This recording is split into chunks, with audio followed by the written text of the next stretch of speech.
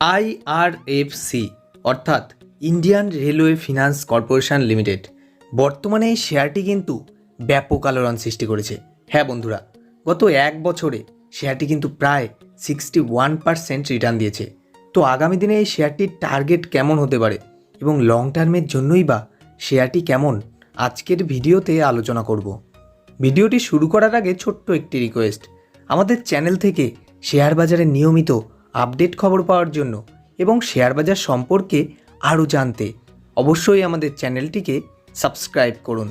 তো চলুন বন্ধুরা, শুরু করা যাক ভিডিওটি। যে কোনো শেয়ার কেনার আগে অবশ্যই কিন্তু আমাদের সেই শেয়ারটির টেকনিক্যাল চার্ট এবং কোম্পানিটির ফান্ডামেন্টাল দিক খুব ভালোভাবে দেখে নেওয়া উচিত।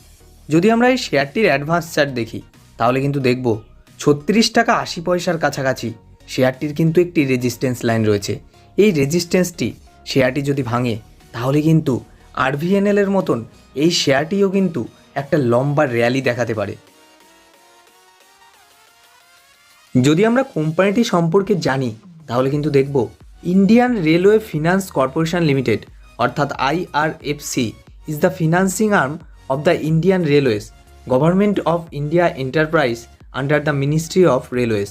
তো বন্ধুরা, কোম্পানিটি কিন্তু গভর্নমেন্ট অফ ইন্ডিয়ার মিনিস্ট্রি অফ রেলওয়ের সঙ্গে সরাসরি যুক্ত রয়েছে। তো ইন্ডিয়াতে রেলের যা সার্ভিস এবং ভবিষ্যতে এর চাহিদা কিন্তু দিনের পর দিন বাড়তেই থাকবে, তাই এই শেয়ারটি কিন্তু ফিউচারে বেশ ভালো জায়গায় যেতে পারে। কোম্পানির মার্কেট ক্যাপিটাল 45,531 কোটি টাকা, যেখানে এক একটি শেয়ারের বর্তমান দাম 34 টাকা 80 পয়সা। 52 উইক্সে এক একটি শেয়ারের সর্বোচ্চ দাম 37 টাকা 40 পয়সা, যেখানে সর্বনিম্ন দাম 19 টাকা 30 পয়সা। স্টক পি রয়েছে 6.99, যেখানে শেয়ারটির বুক ভ্যালু 33 টাকা 30 পয়সা। কোম্পানিটির ডিভিডেন্ড কিন্তু বেশ আকর্ষণীয়। হ্যাঁ বন্ধুরা, কোম্পানিটি 4.08% ডিভিডেন্ড দিচ্ছে। তো বুঝতে হবে কোম্পানিটি কিন্তু বেশ প্রফিটেই রয়েছে। কোম্পানির আরওসি 5.11%, যেখানে আরওই 15.8%। শেয়ারটির ফেস ভ্যালু 10 টাকা, অর্থাৎ বন্ধুরা এই শেয়ারটি কিন্তু ফিউচারে 10টি ভাগে ভাগ হতে পারে। যদি আমরা কোম্পানির সেলস দেখি তাহলে কিন্তু চমকে যাব।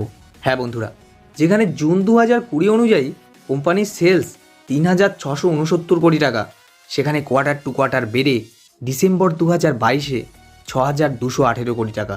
তো বন্ধুরা ভাবুন কোম্পানিটির সেলস কতটা বেড়েছে। কোনো কোম্পানির যখন সেলস বাড়ে তখন কিন্তু প্রফিটও বাড়ে, আর প্রফিট বাড়লে আপনার শেয়ারের দাম কিন্তু বাড়বেই বাড়বে। জুন 2020 অনুযায়ী কোম্পানির নেট প্রফিট 892 কোটি টাকা, সেখানে ডিসেম্বর 2022-এ 1,633 কোটি টাকা। তো বন্ধুরা ভাবুন কোম্পানিটির নেট প্রফিট কতটা বেড়েছে।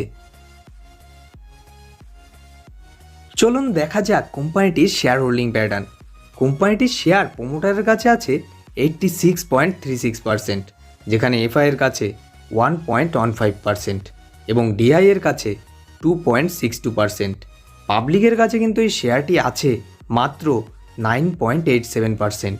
তো বন্ধুরা, কোনো কোম্পানির শেয়ার যখন প্রোমোটারের কাছে 86% থাকে তখন বুঝতে হবে এই শেয়ারটির দাম কিন্তু বাড়বেই বাড়বে। তো বন্ধুরা, ওভারঅল যদি আমরা দেখি শেয়ারটি কিন্তু বেশ ভালোই, কিন্তু শেয়ার বাজার মানেই ঝুঁকিপূর্ণ। তাই আমি বলবো আপনার পোর্টফোলিওতে যদি এই শেয়ারটি 10 থেকে 12,000 টাকাও বিনিয়োগ করে রাখেন তাহলে কিন্তু আগামী কয়েক বছরে আপনি হয়ে যেতে পারেন মাল্টিব্যাগার।